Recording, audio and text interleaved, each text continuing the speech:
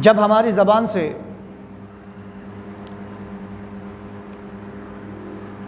लफ्ज़ मुआशरा या समाज या सोसाइटी निकलता है तो सबसे पहली चीज़ जो हमारे जहन में आती है वो क्या होता है?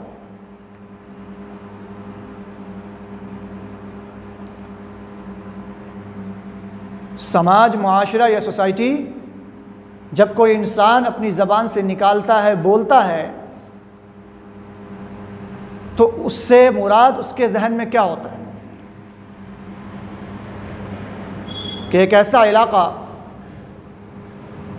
जहाँ पर हर उम्र के लोग मिल जाएं,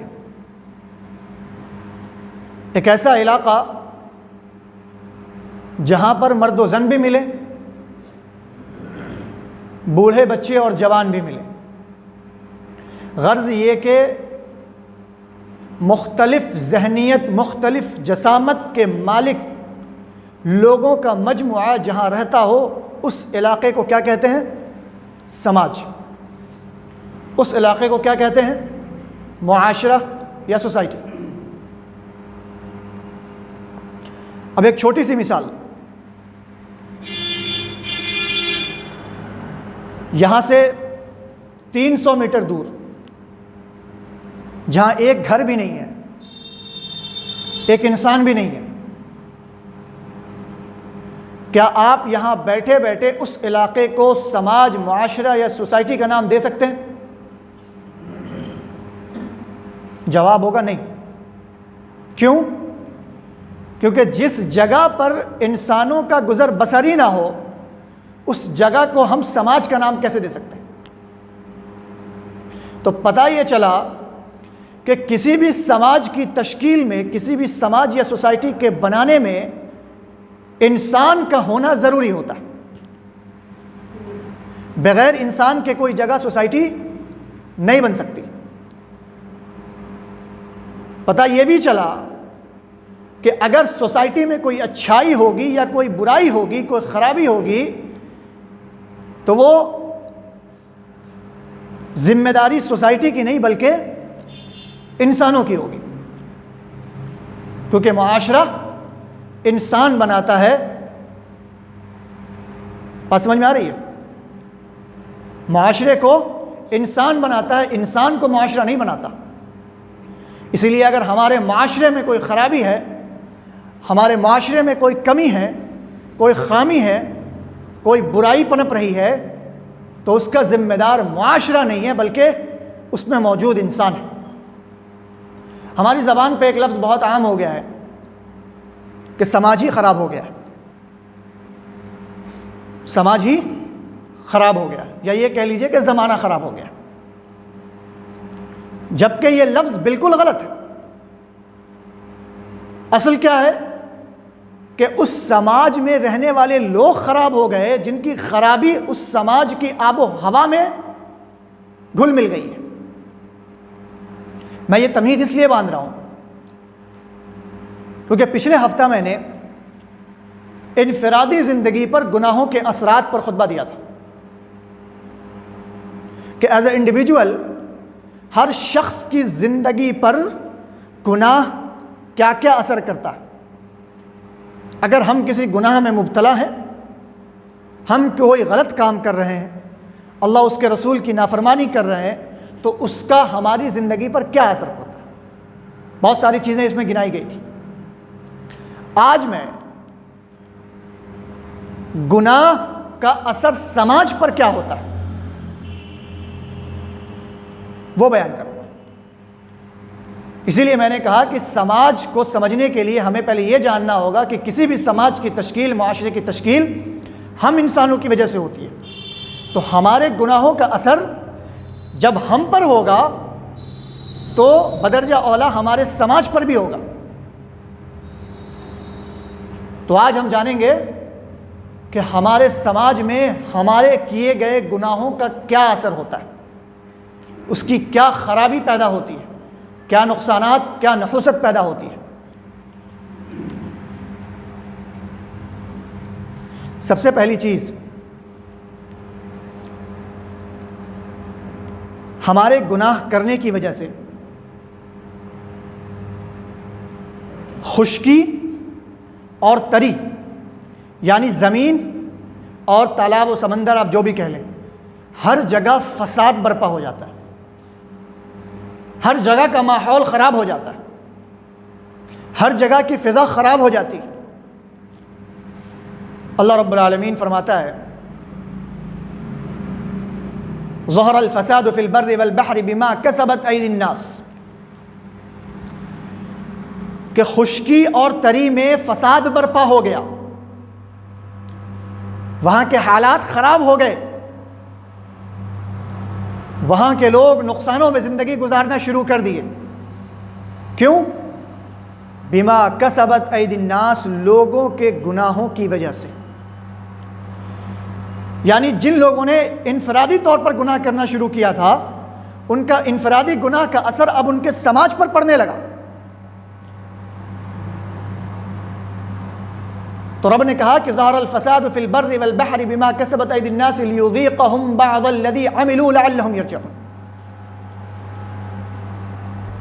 और ताकि मैं उनको मज़े चखाऊं, उनके गुनाह के बदले में उन्हें सज़ा दूं जो वो करते हैं, ताकि वो लोग अपने गुनाहों से रुजू कर लें। दूसरी जगह अल्लाह रब्बुल आलमीन फरमाता है, अलम यरौ कम अहलकना मिन क़ब्लिहिम मिन क़र्निन मक्कन्नाहुम फ़िल अर्दि मा लम नुमक्किन लकुम व अर्सलना अस्समाअ अलैहिम मिदरारा व जअलना अल अनहारा तजरी मिन तहतिहिम फ़अहलकनाहुम बिदुनूबिहिम व अंशअना मिन बादिहिम क़ौमन आख़रीन। क्या वो लोग ये नहीं देखते कि हमने उनसे पहले कितनी कौमों को हलाक व बर्बाद किया है? यानी आज ये उम्मत मोहम्मदिया है, इस उम्मत मोहम्मदिया से पहले अल्लाह रब्बुल आलमीन ने कितनी कौमों को हलाक व बर्बाद कर दिया, सफ़े हस्ती से मिटा दिया, उनका नामो निशान मिटा दिया। मक्कन्नाहुम फ़िल अर्दि मा लम नुमक्किन लकुम, और अब यहाँ तक कह रहा है कि आज हमें जितनी ताकत व क़ुव्वत अल्लाह रब्बुल आलमीन ने अता किया है, आज हमारे पास जितने रिसोर्सेज़ हैं, आज हमारे पास जितने इजादात और जितने इख्तराआत करने के रिसोर्सेज़ हैं, उनसे कहीं ज़्यादा उन लोगों के पास थे। वो अपने ज़माने के सबसे ज़्यादा ताकतवर, सबसे ज़्यादा आधुनिक लोग थे। हम उनके सामने कुछ नहीं है, लेकिन फिर भी अल्लाह रब्बुल आलमीन ने उन्हें उनके गुनाहों के पादाश में सफ़े हस्ती से मिटा दिया, दुनिया से उनका नामो निशान ख़त्म कर दिया, उनके समाज का नामो निशान मिटा दिया, उनके सोसाइटी का नामो निशान मिटा दिया। क्यों?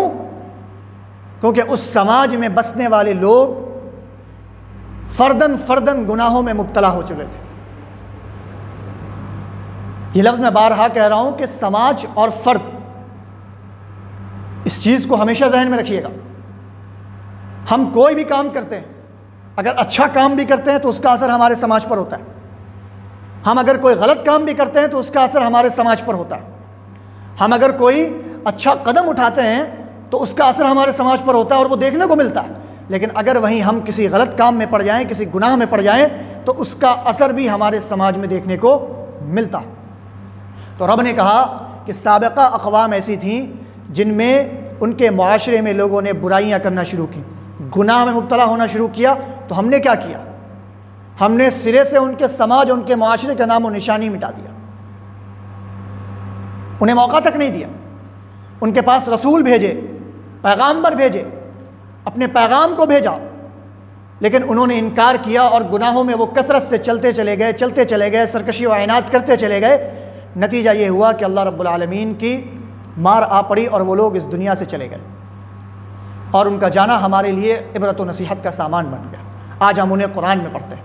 कल ही की बात है, परसों हम लोग कौम नूह के बारे में पढ़ रहे थे, किस तरह अल्लाह रब्बुल आलमीन ने उन्हें हलाक व बर्बाद कर दिया। इनफरादी तौर पर उन लोगों ने गुनाह करना शुरू किया था, जिसका असर उनके समाज पर पड़ा, और अल्लाह रब्बुल आलमीन ने उन्हें सफ़े हस्ती से मिटा दिया।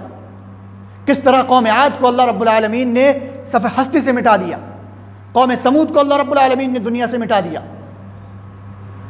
गर्ज़ ये कि हर कौम जिन्होंने बुराई करना शुरू किया, गुनाह में अपने आप को मुब्तला करना शुरू किया, उसका असर उनके समाज पर हुआ, और जब समाज पर असर हुआ तो अल्लाह रब्बुल आलमीन ने उस मुआशरे को ही दुनिया से ख़त्म कर दिया। दूसरी जगह अल्लाह रब्बुल आलमीन बयान फरमाता है, देखिए गुनाह का असर क्या होता है समाज पर। इस आयत करीमा से समझिए, सूरह अनकबूत की आयत है। अल्लाह कह रहा है कि फ़कुल्लन अख़ज़ना बिज़ंबी, हमने हर इंसान को, हर समाज को, हर तबके को, हर सदी के लोग को, हर सेंचुरी के लोगों को उनके गुनाहों के एवज़ में पकड़ लिया। यानी जो वो गुनाह करते थे उस गुनाह के पादाश में हमने उन्हें सज़ा दी। फ़मिनहुम मन अरसलना अलैहि हासिबा, तो उनमें से कुछ लोग ऐसे थे जिन पर हमने पत्थर की बारिश बरसा करके उनका नामो निशान मिटा दिया। कुछ लोग ऐसे थे, एक नबी की कौम ऐसी थी जिन पर अल्लाह रब्बुल आलमीन ने पत्थर की बारिश बरसा करके उनको दुनिया से मिटा दिया। क्यों? क्योंकि उनका गुनाह उनके समाज को ले डूबा। फ़मिनहुम मन अख़ज़तहु सय्हा, और उनमें से बाज़ लोग ऐसे थे जिनको सुबह सुबह चीख आ पकड़ी। चीख आ पकड़ी, एक ज़ोरदार चीख एक फ़रिश्ते लगाते हैं जिस चीख की ताब कोई इंसान नहीं ला सकता, कोई ज़िंदा नहीं ला सकता। उस इलाके में मौजूद हर शख्स मर जाता है। क्यों? फ़कुल्लन अख़ज़ना बिज़ंबी, अपने गुनाहों की वजह से। वमिनहुम मन ख़सफ़ना बिहिल अर्ज़, एक कौम ऐसी थी जिनको हमने ज़मीन में धंसा दिया उनके गुनाहों की वजह से। वमिनहुम मन अग़रक़ना, और एक कौम ऐसी थी जिनको हमने पानी में डुबो दिया। ये सब सज़ाएँ हैं जो अल्लाह रब्बुल आलमीन सुना रहा है, और ये सज़ा किसी इनफरादी को नहीं मिला, किसी एक शख्स को नहीं मिला, बल्कि पूरी की पूरी कौम उस सज़ा में मुब्तला हुई। सैकड़ों करोड़ों लोग उस सज़ा से दो चार हुए हैं अपने अपने दौर में। क्यों? क्योंकि आपका इनफरादी गुनाह आपके समाज को ले डूबेगा। आप अगर किसी गलत काम में मुब्तला हैं, आपको अगर किसी गलत काम की लत लग गई है, आपको अगर किसी बुरे काम की आदत हो चुकी है, तो याद रखिए वो बुरे काम की आदत सिर्फ आप तक महदूद नहीं रहने वाली, बल्कि वो धीरे धीरे फैलती है। वो धीरे धीरे फैलती है समाज के अंदर। आपसे एक दूसरे तरफ जाएगा, 2 से 4, 4 से 8, 8 से 16, 16 से 32, 32 से 64, ऐसे ही ये बुराई फैलती जाती है। नतीजतन ये होता है कि आपने जो बुरा काम शुरू किया था, अब आपके समाज के 90% लोग उस बुराई में मुलव्विस हो चुके हैं। नतीजा अल्लाह रब्बुल आलमीन की मारा पड़ती है, और अल्लाह रब्बुल आलमीन अपने अजाब में तमाम के तमाम लोगों को जकड़ लेता है। वमा कान अल्लाहु लियज़लिमहुम वलाकिन्न अन्नास अनफुसहुम यज़लिमून, अल्लाह रब्बुल आलमीन किसी पर जुल्म नहीं करता। ये लोग हैं जो अपने ऊपर जुल्म करने वाले हैं, जिन्हें बताया जाता है, समझाया जाता है, डराया जाता है, धमकाया जाता है, जहन्नम के अजाब से डराया जाता है। उन्हें इस बात पर भी उभारा जाता है कि तुम्हारे लिए जन्नत में अल्लाह रब्बुल आलमीन ने हज़ारों हज़ार नियामतें रखी हैं, आसाइशें रखी हैं, तुम बुराइयों से बाज आ जाओ, तुम गुनाहों से बाज आ जाओ, तुम गलतकारी से बाज आ जाओ। लेकिन ये इंसान है जो बाज नहीं आता। ये इंसान अपने नफ्स के ऊपर जुल्म करने वाला है। अल्लाह रब्बुल आलमीन कभी अपने बंदे पर जुल्म नहीं करता। वमा रब्बुका बिज़ल्लामिल लिल अबीद, तेरा रब अपने बंदे पर जुल्म नहीं करने वाला। पता ये चला कि हमारे गुनाह की वजह से, हमारे इनफरादी गुनाह की वजह से हमारा पूरा समाज डूब जाता है। हमारे पूरे समाज पर हमारे इनफरादी गुनाह का असर होता है। दूसरी चीज़, गुनाहों की वजह से जलजले की कसरत होती है। गुनाहों की वजह से जलजले की कसरत होती है। गुनाह, बुराई या समाज में कोई भी खराबी हो, उसकी सबसे बड़ी नहुसत यह होती है कि उस समाज में बकसरत जलजले आते हैं। जलजले की हौलनाकी और ख़तरनाकी ये होती है कि जब अल्लाह रब्बुल आलमीन ज़मीन को झंझोर दे तो लम्हे भर में लाखों करोड़ों लोग लुक़्मे अजल को लब्बैक कह देते हैं। सफ़े हस्ती से उनका नामो निशान मिट जाता है।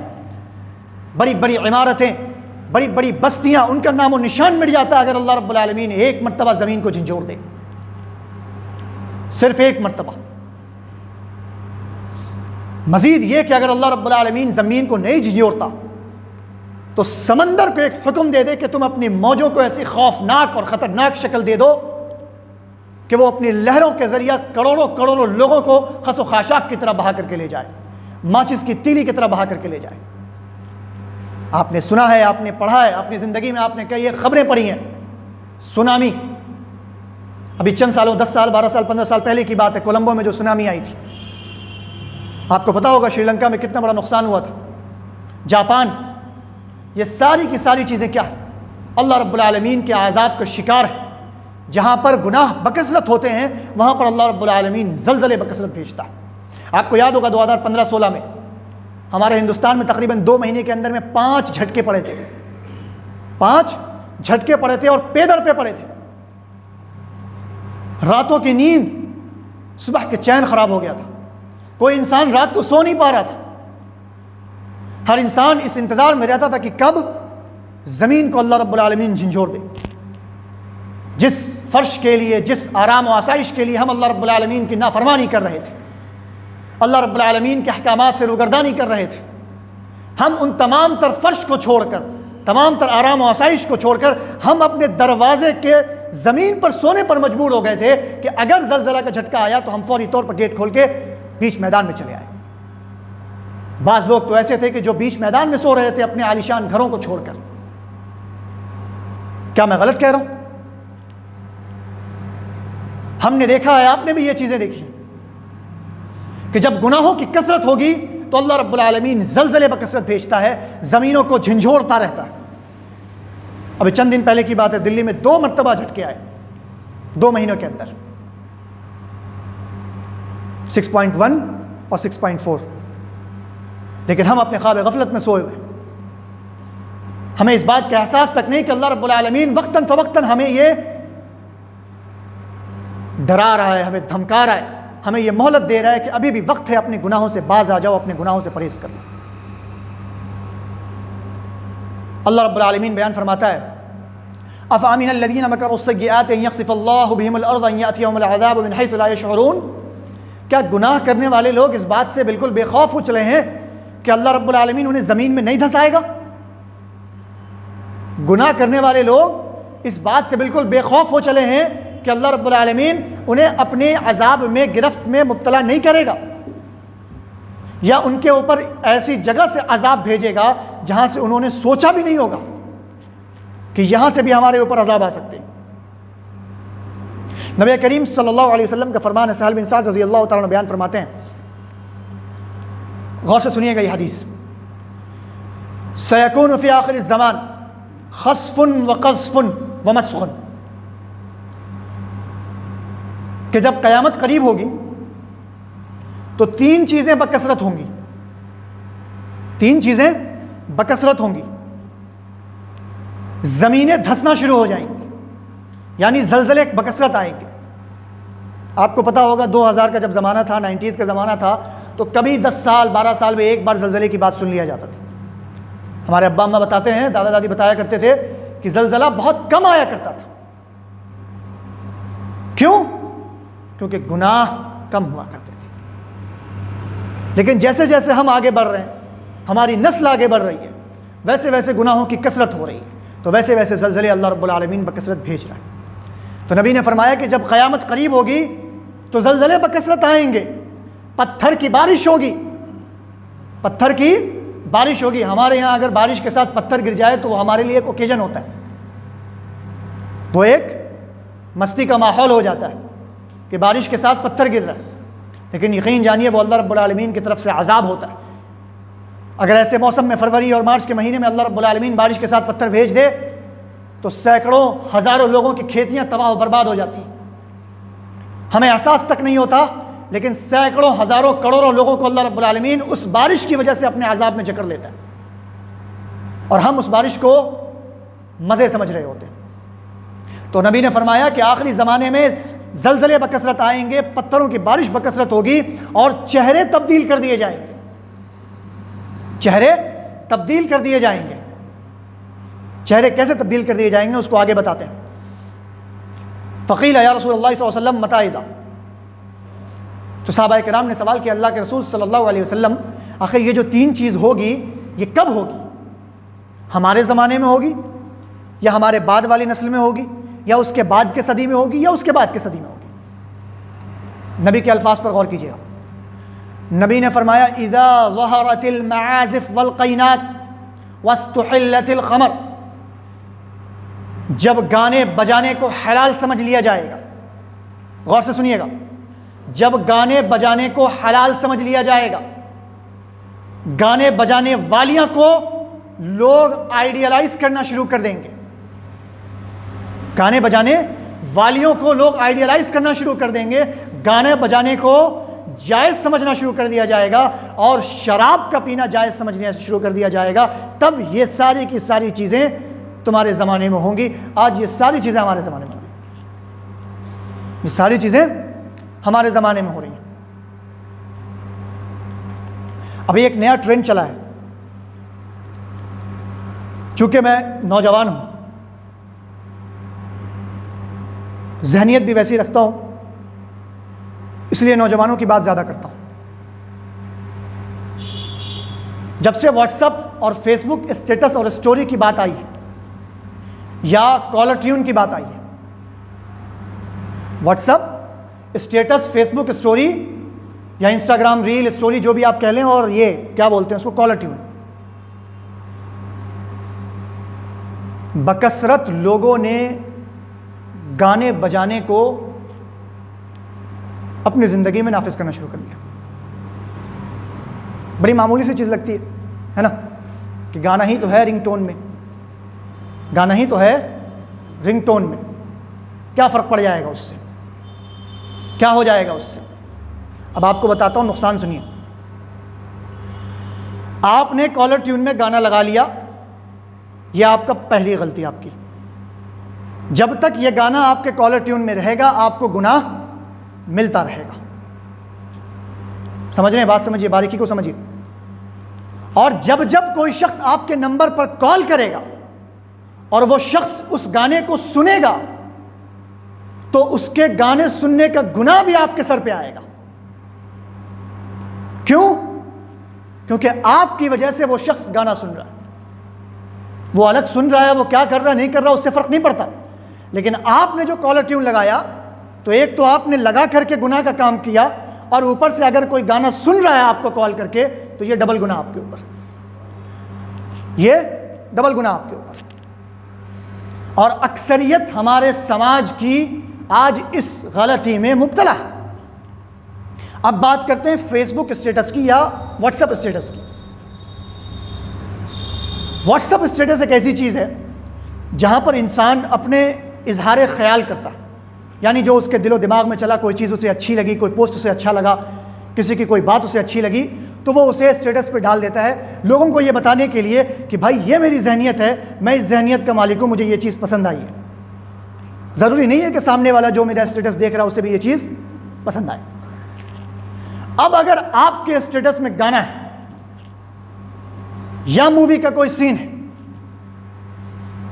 या कोई ऐसी चीज़ है जिसे इस्लाम ने हराम करार दिया है,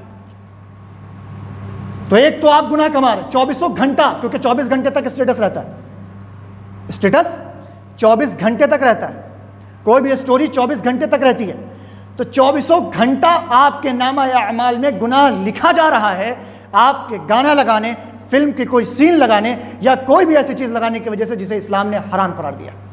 पहली चीज़।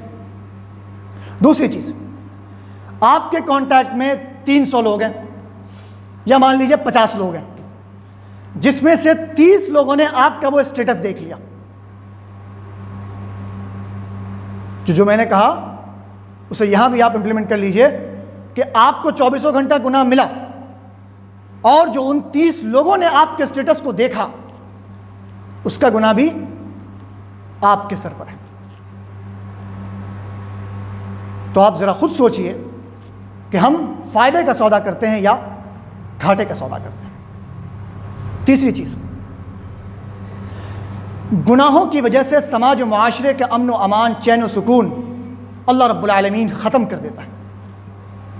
हर वक्त समाज और मुआशरे में लड़ाई झगड़े, एक दूसरे की बैकबाइटिंग, एक दूसरे की बुराई, एक दूसरे की चुगलखोरी, एक दूसरे की ग़ीबत, ये सारी चीज़ें शुरू हो जाती हैं। क्यों?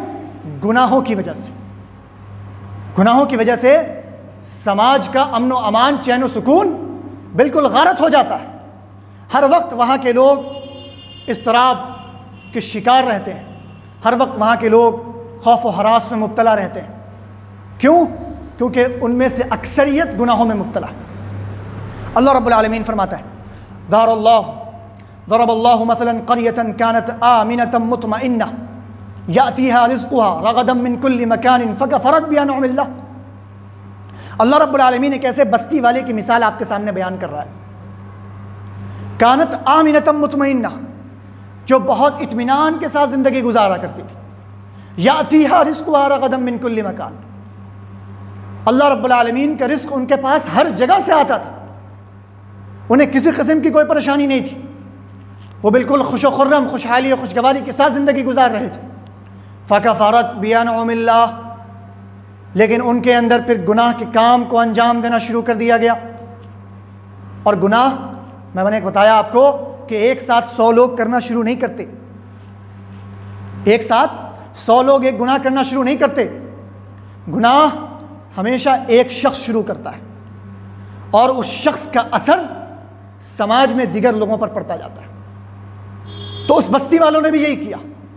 जहां अल्लाह रब्बुल आलमीन उन्हें खुशहाली के साथ रखा हुआ था, अमन व अमान के साथ रखे हुआ था, कोई उनके ऊपर कोई इस्तराबी कैफियत नहीं, कोई खौफ व हिरास का माहौल नहीं, लेकिन जहां उन लोगों ने गुनाह करना शुरू किया, गुनाह के काम करना शुरू किया, अल्लाह रब्बुल आलमीन ने उन्हें अपने अज़ाब में जकड़ लिया। अल्लाह रब्बुल आलमीन ने उन्हें अपने अज़ाब में जकड़ लिया। जो इत्मीनान उन्हें हासिल था वो अब बदअमनी में मुब्तला हो गया, जो चैन सुकून उन्हें हासिल था अब वो खौफ व हिरास में बदल गया। ये गुनाह का समाज पर असर होता है। चौथी चीज़, उसके बाद अपनी बात को ख़त्म करूँगा। एक हदीस पढ़ता हूँ, थोड़ी लंबी हदीस है, और अंदाज़ा लगाइए, उस हदीस को जहन के एक कोने में रखिए और अपने समाज का जायज़ा लीजिए। ये हदीस आज के सोसाइटी के लिए, आज के समाज के लिए आईना है, अक्कास है। अगर समाज वाले इस हदीस को याद कर लें और इस पर अमल करना शुरू करें तो मैं कहता हूं कि 75% बुराई हमारे समाज से ख़त्म हो जाएगी। हमारे समाज से 75% बुराई इंशाअल्लाहुल अज़ीज़ दूर हो जाएगी, ख़त्म हो जाएगी। नबी करीम सल्लल्लाहु अलैहि वसल्लम ने बयान फरमाया कि मा ज़हरतिल फ़ाहिशतु फ़ी क़ौमिन हत्ता युअलिनू बिहा, किसी भी कौम में जब कोई ज़िना, फहशकारी आम होता है, हत्ता युअलिनू बिहा यानी अलल ऐलान इन चीज़ों को देखा जाना शुरू कर दिया जाता है, करना शुरू कर दिया जाता है। अब कहेंगे कि भाई साहब फहशकारी कौन देखता है, फहशकारी कौन देखता है? फिर मैं चला जाऊंगा जहां 2 साल पहले मैंने एक तकरीर किया था। आज के दौर में वेब सीरीज़ का ज़माना है, आज के दौर में वेब सीरीज़ का ज़माना है, और वेब सीरीज़ एक ऐसी चीज़ है जहां से सेंसरशिप ख़त्म कर दी गई है। वेब सीरीज़ एक ऐसी चीज़ है जहां से सेंसरशिप ख़त्म कर दी गई है। अब बहुत कम लोग होंगे जो जानते होंगे कि भाई सेंसरशिप क्या है। सेंसरशिप एक ऐसी चीज़ है जो अगर कोई मूवी बनाता है या कोई भी सीरियल बनाता है तो वो पहले सेंसर बोर्ड के पास डाला जाता है। वो सेंसर बोर्ड के जो मेंबरान होते हैं वो उसको देखते हैं कि आया इसमें कोई ऐसी चीज़ है जो समाज में गलत पैगाम पहुंचाए, अगर है तो वो उसको काट के ख़त्म कर दिया करते थे। लेकिन वेब सीरीज़ सेंसरशिप से आज़ाद है। अब जब सेंसरशिप से वेब सीरीज़ आज़ाद है तो आप वेब सीरीज़ का अंदाज़ा लगाइए, गालियाँ, बग़ैर गाली के कोई वेब सीरीज़ नहीं बनती। बग़ैर गाली के आप अगर जाके सर्च करें वेब सीरीज़ बनाने के लिए कौन कौन से एलिमेंट चाहिए आपको, तो आपको 4 ही 5 चीज़ें मिलेंगी। कहानी तो बहुत बड़ी बात है, वो दूसरी चीज़ है, वो गालियाँ, अडल्ट सीन्स,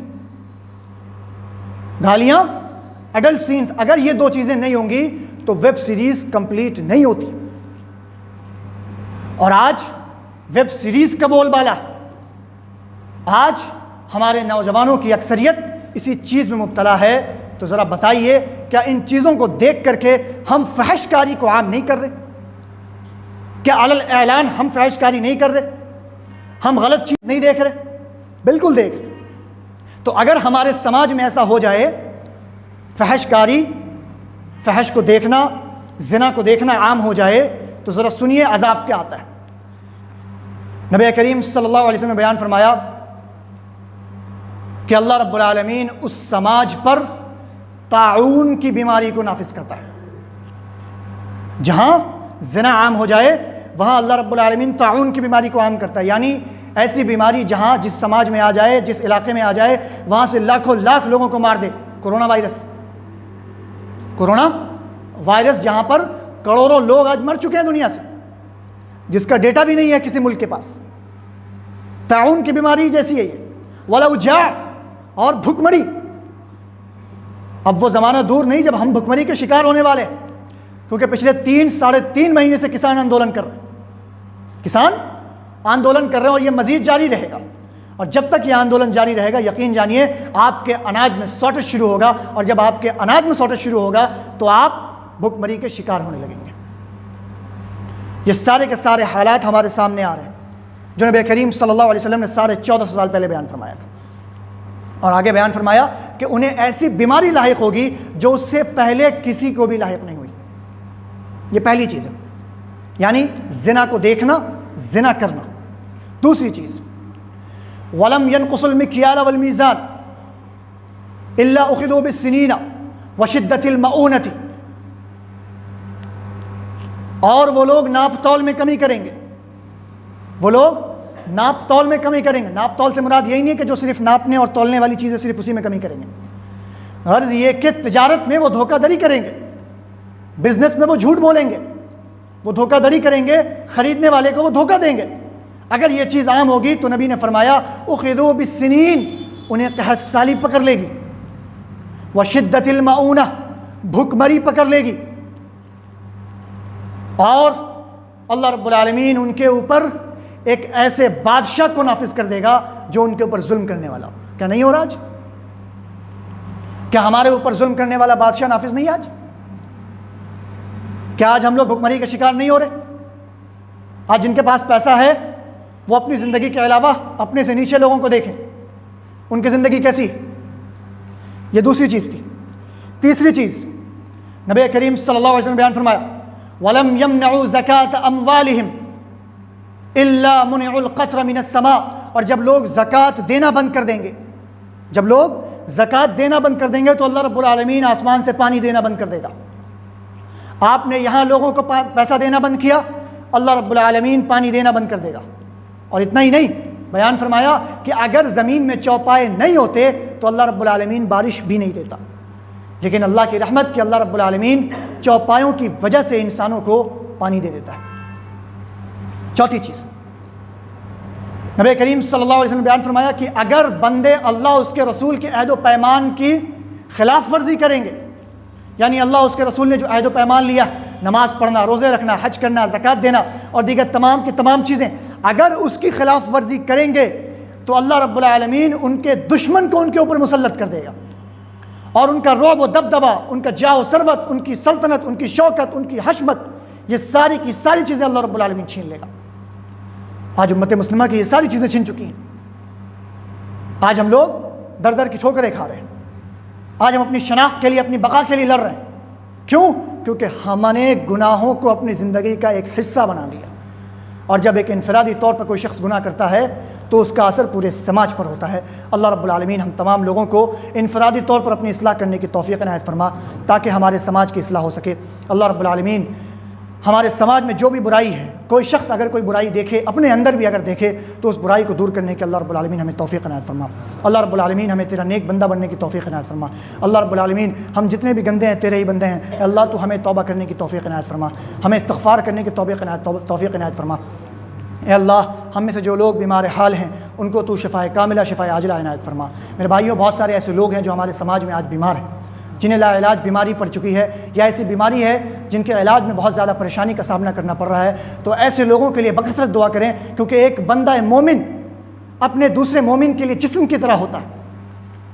हमें अगर कोई इस हिस्से में नुकसान पहुँचे, तकलीफ़ पहुँचे, तो इस हिस्से को असर होता है। तो इसी तरह अगर कोई शख्स बीमार हो तो हमें उसकी तकलीफ़ महसूस होनी चाहिए, हमें अपनी दुआओं में उसे याद रखना चाहिए। अल्लाह अगर कोई कर्ज़ में मुब्तला है तो उनके कर्ज़ की अदायगी में तो उनकी मदद फरमा दे। अक़ूलु क़ौली हाज़ा वस्तग़फ़िरुल्लाह ली व लकुम व लिसाइरिल मुस्लिमीन वस्तग़फ़िरूहु इन्नहु हुवल गफ़ूरुर रहीम।